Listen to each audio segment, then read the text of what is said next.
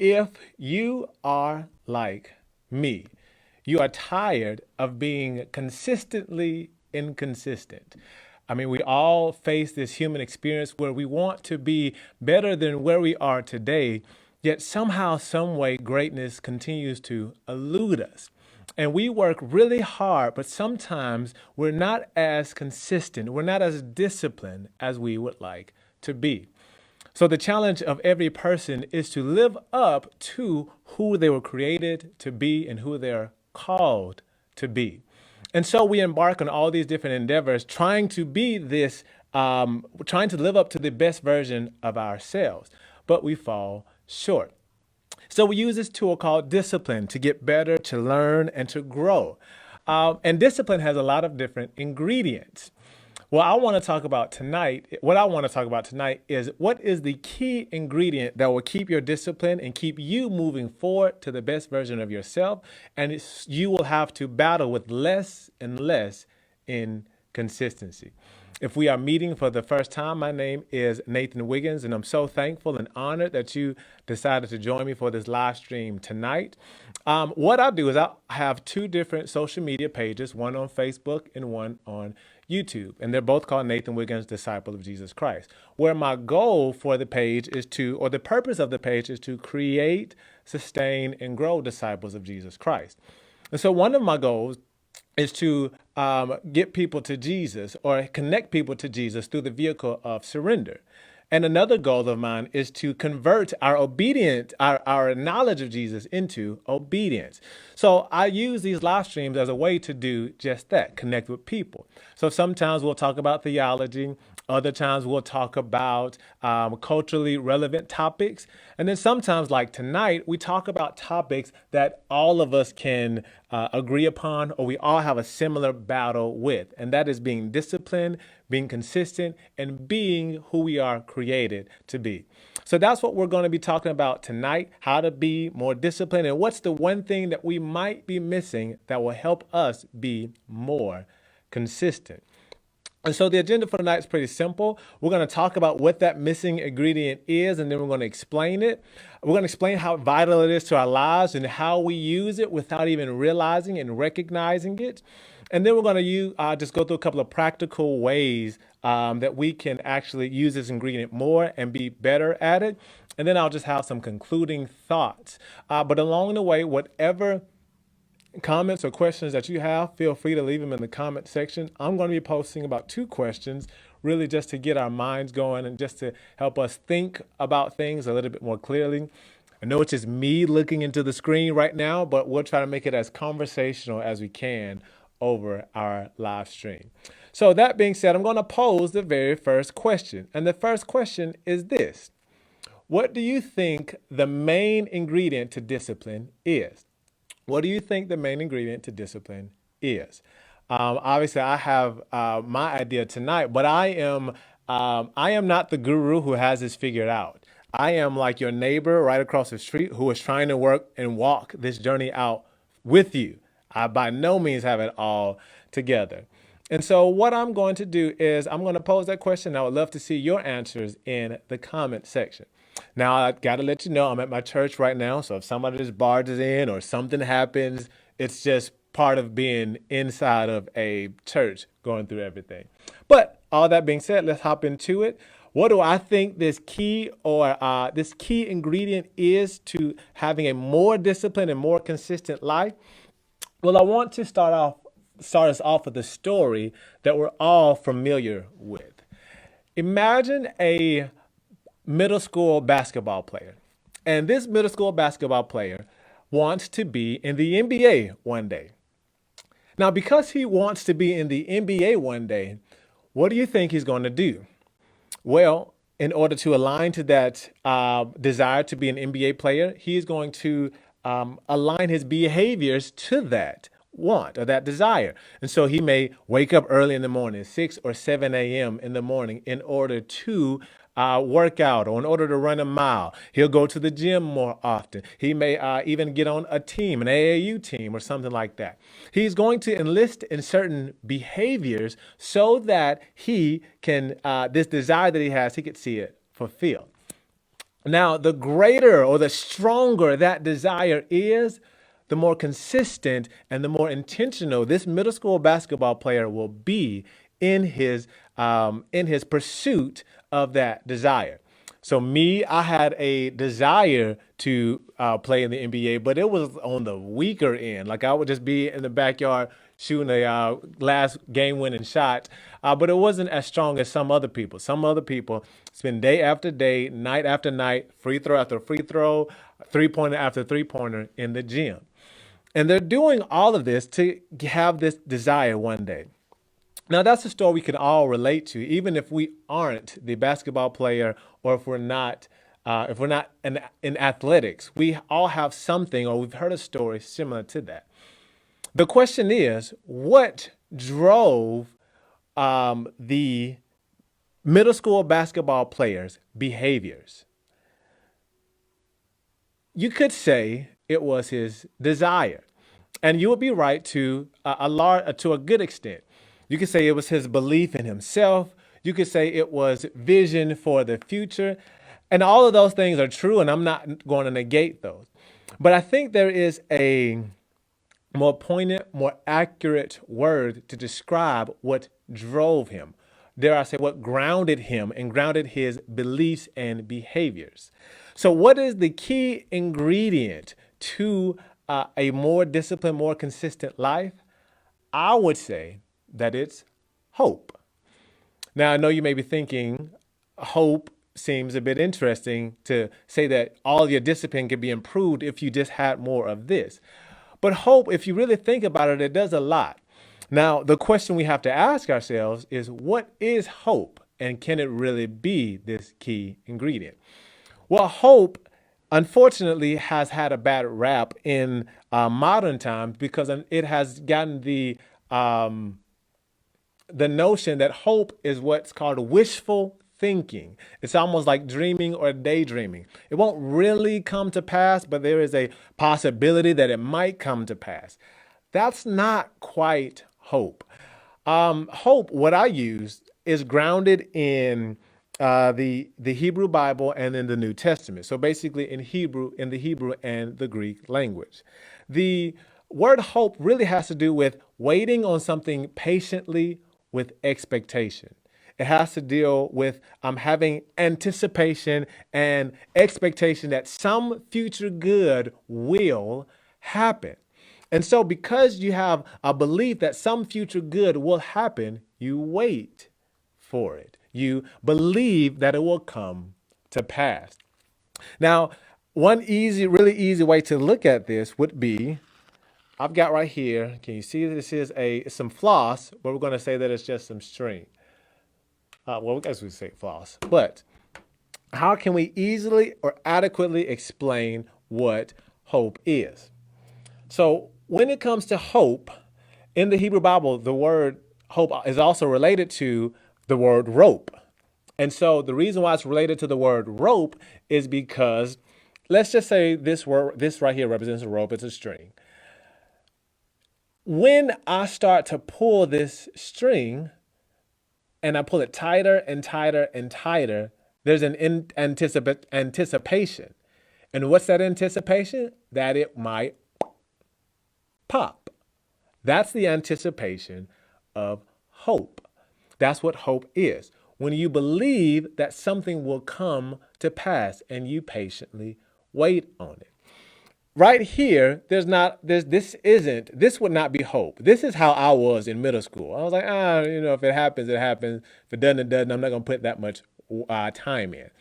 But if I begin to pull this string and I'm pulling it harder and harder and harder and harder, there is an anticipation that it's going to snap. And if my hope is in this floss snapping, I am going to wait patiently until it does. I'm going to wait with anticipation and expectation until one day it finally pops. The state right before this floss popped, that is hope. It's waiting in anticipation. And the cool thing about this is that when you engaged with the hope of having that string pop, You had to engage in certain behaviors and in certain skills. What's a behavior that I had to engage, or what's a skill that I had to engage in? I had to engage in patience.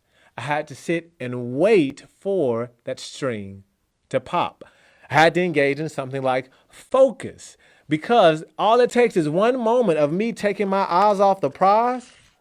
It just takes one moment of me taking my eyes off the prize, and I might miss it pop. I might miss it I might miss my hope being fulfilled. And so there are behaviors and skills that you have to actually engage in order to see your hope fulfilled. Now, hope is a little bit different than belief, because I know a lot of people might be thinking, well, it's just belief.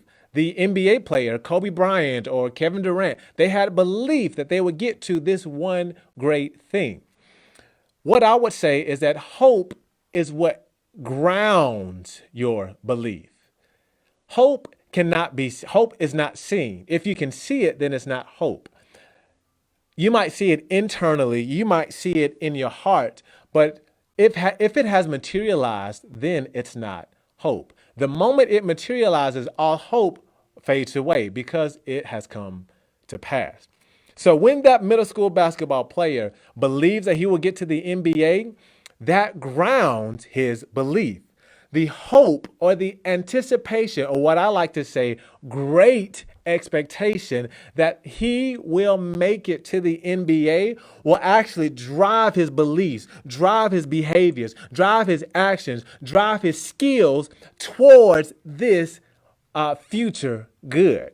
And so, because he has hope in something, his beliefs align to that hope. And so he practices, and he doesn't do drugs, and he doesn't go out on the weekend, and he does all these things to see his future, his hope fulfilled. That's what hope is. It grounds our belief. It grounds our behaviors. It gives us something to align to. Now, hope and belief are married. They work hand in hand together. But you've got to have hope, or an easy way to think of it is you got to have great expectation. It's not enough just to sit here and watch me have this string.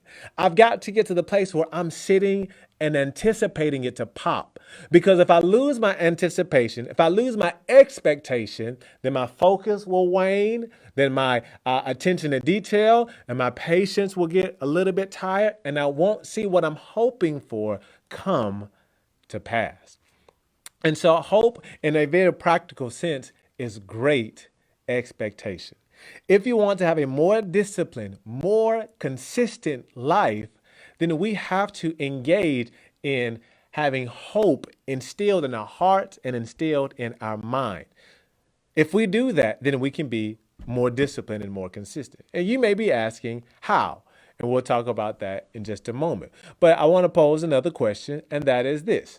How often do you think about hope? How often does your mind dwell on, what am I hoping for? What am I hopeful about?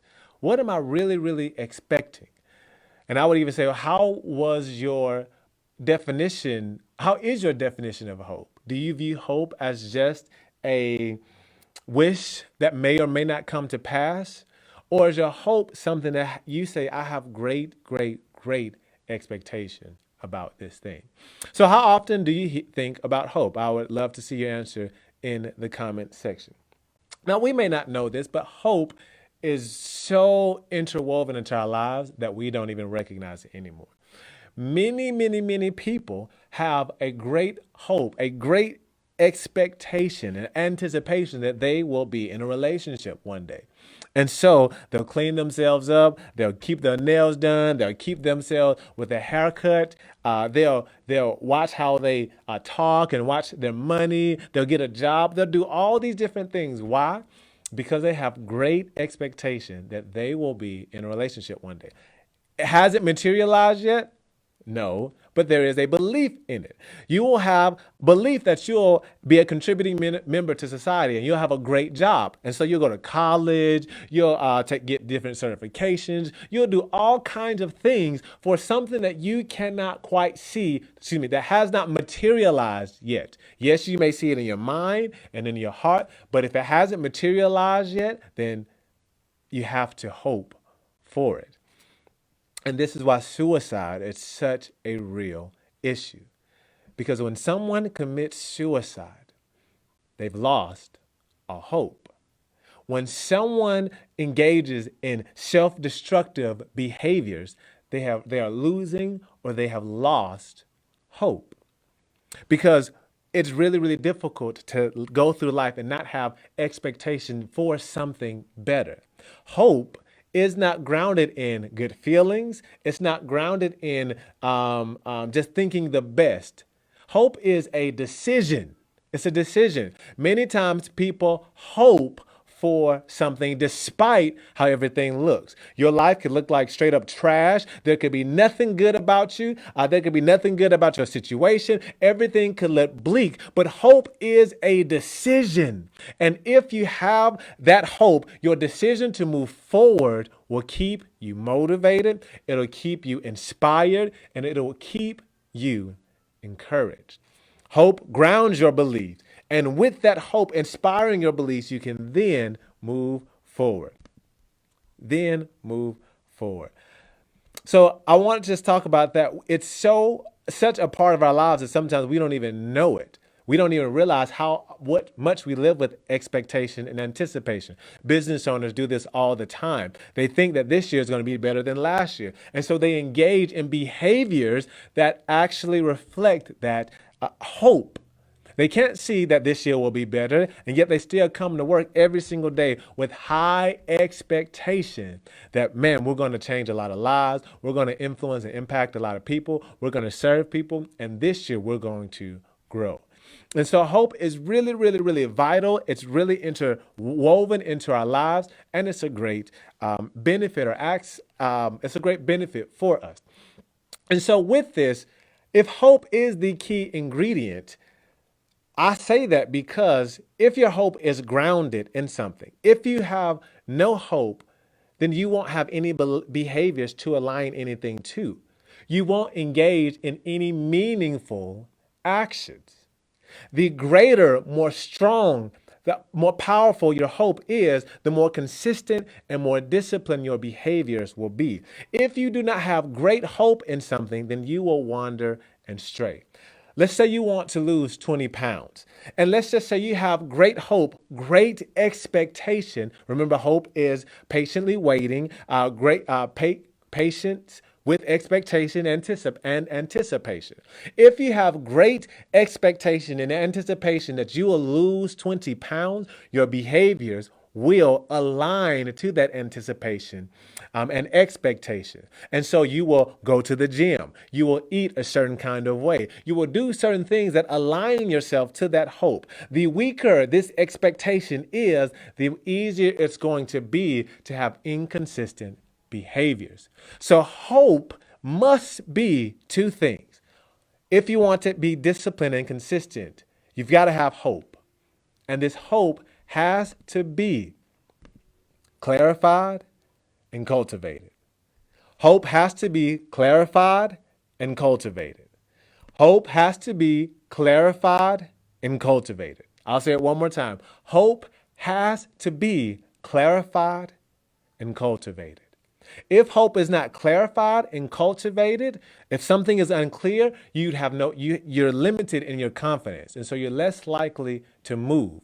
If something is unclear, you're unsure about what you should do, and so you pause on what needs to happen. If hope is not cultivated, then you will lose sight of what really matters.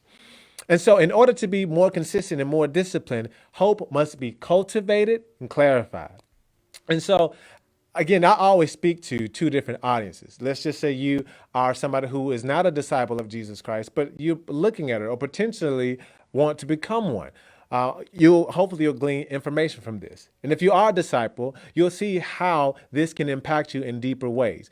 But if we're just talking on a basic, regular level, when it comes to clarifying and cultivating hope, we do this all the time and may not quite realize it.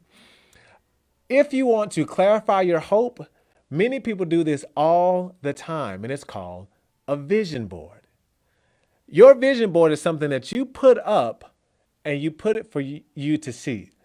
And you put all these different maybe words on it, pictures on it, whatever it may be, so that you have clarity on what you're moving forward towards. Your vision board is the visual representation of what you are hoping for. That is clarifying what you are hoping for. And not only that, if you even want to go, or another way to look at it is goal setting. Goal setting is clarifying what you are hoping for. If you've already achieved it, then it's probably not. Then it's not a goal because you've already achieved it. So a goal is literally an exercise in clarifying what you are hoping for.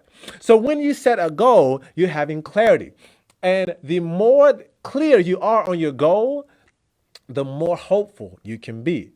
And so one easy way that you can improve your clarity, not just with the vision board, not just with the goal, but even with those two things, you can ask these simple questions: who, what, where, when, why, and how. If you answer or ask those questions, you will get so much clarity about moving forward in what you're hoping for. Let's just use the weight example again. You want to lose 20 pounds, and this could apply to anything. You want to start a business. You want to, let's change. I don't want to use losing weight. Let's just say you want to call your family more and you want to engage with your family more. You want to be a better, for me, son. If that's my goal, I want to call my family 3 times a week. That's my goal, what I want to do. If I ask who, what, where, when, why, and how, that's going to help clarify that. Who am I calling this week? I'm calling mama and I'm calling sister. What am I doing? I'm calling them so that we can be more clear. And the questions I'm going to ask, what question will I ask will be, how was your week? When am I going to do it? I'm going to do it on Thursday. Where I'm going to do it? I'm going to do it in my car while I'm driving from work. You see how when you add clarity, it gives you the ability to be more consistent and more disciplined in what you're hoping for. My hope is to be a better son and brother, and so I engage in behaviors that align myself to that. So things like vision boards and goals provide clarity for your hope. But not just that, it's not, you can't just have it clarified. Hope has to be cultivated. And what I mean by cultivated, you have to increase or fluff, I don't want to say fluff up, but remind yourself of what you are expecting. And so let's just say I have a vision board up about where I want to be in 5 years. Every single time I look at that vision board, I'm cultivating my hope. I'm cultivating my expectation. Hope is patiently waiting with anticipation and expectation. And so, because I have this hope, I'm not there yet. I'm patiently waiting with anticipation and expectation. Therefore, I will believe towards this goal. I'll believe towards this thing. I'll engage in behaviors that get me to this place. If I don't have hope, if I don't have great expectation in something, I may not put the vision board up. Or I may put the vision board up, but I might not look at it. The more I cultivate something, the better chance I have at being consistent and being disciplined. If I look at that vision board once a month, I'll have a certain level of consistency in my behaviors. If I look at that vision board once a week, I have a certain level of consistency in my behaviors. If I look at my vision board every single day, I have a certain level of consistency. The more you can cultivate your hope, the better chance you give yourself at aligning your beliefs to that hope. But again, these things anybody could do. Anybody could engage in. As a disciple of Jesus Christ, it's a little bit different for us because our hope is not grounded in a a status. It's not grounded in good feelings. It's not grounded in optimism, believing the best about a situation. Our hope is grounded in a person. And since our hope is grounded in a person, we will engage in behaviors and in thoughts and actions that other people may not engage in. But again, in order to get to a place where we see God and we recognize Him for who He is, our hope still needs to be cultivated and it still needs to be clarified. And so the more I understand who Jesus is, the more willing I will be to align myself to Him as Lord and Savior. If I believe, for God so loved the world that He gave His only begotten Son, that whosoever believeth in Him will not perish but have everlasting life, that is a great place for me to align myself. But the more I understand that Jesus said, cast all of your anxieties on Him because He cares for you. The more I understand that love your enemies and pray for those who persecute you. The more I understand the Son of Man came to serve and not be served. I learned that Jesus had a way of living and a standard that applied to me that says, not only do I love you for the future, I want you to love your enemies like I love you, but I also want you to know how deeply I love you for today. So yes, you will have eternal life, but cast those anxieties on me. Yes, somebody did you wrong, but love your neighbor. You were once my enemy, Jesus says, and I love you. The more you understand, the more clarity you have about Jesus, the more you'll align yourself to Him. And our hope in Jesus is multifaceted. We believe that Jesus is the judge. We're all going to stand one day before the judgment seat of Christ. That is our hope.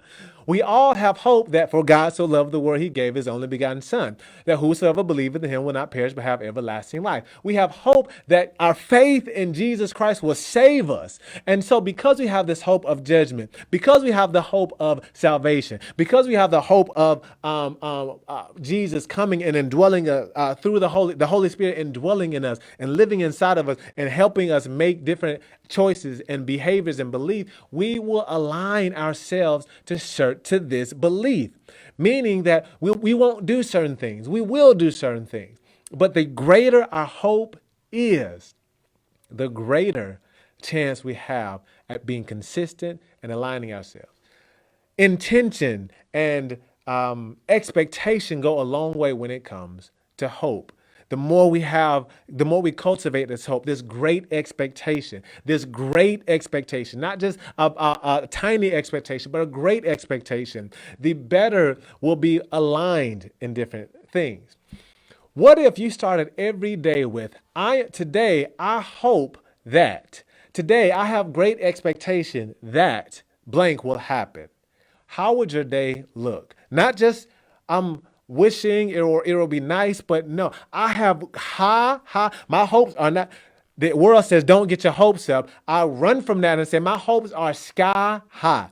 I'm starting today off with sky high hopes about blank. How would your day look? For me, as a disciple of Jesus Christ, again, I'm not a guru who's got all this figured out. I'm your neighbor walking alongside with you, trying to understand it. I've been starting every day of my life off with this. God, my great hope in my relationship with you is this. I have great expectation that I will do your will. I have great expectation that I will do your will.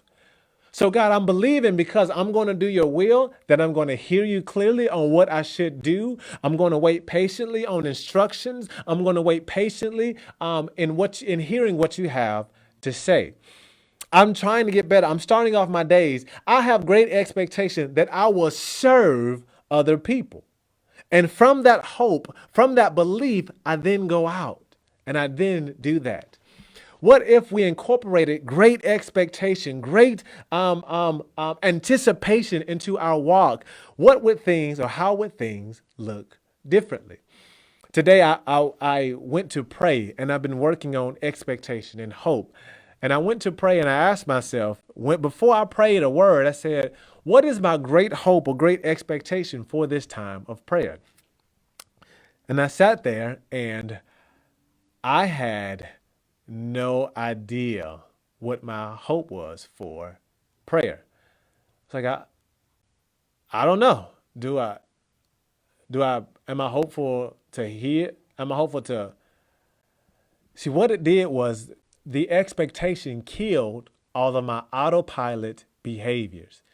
It is so easy to just go to prayer and just start checking off boxes. Well, I prayed for my 10 minutes, I prayed for my 20 minutes, I did what I was supposed to do.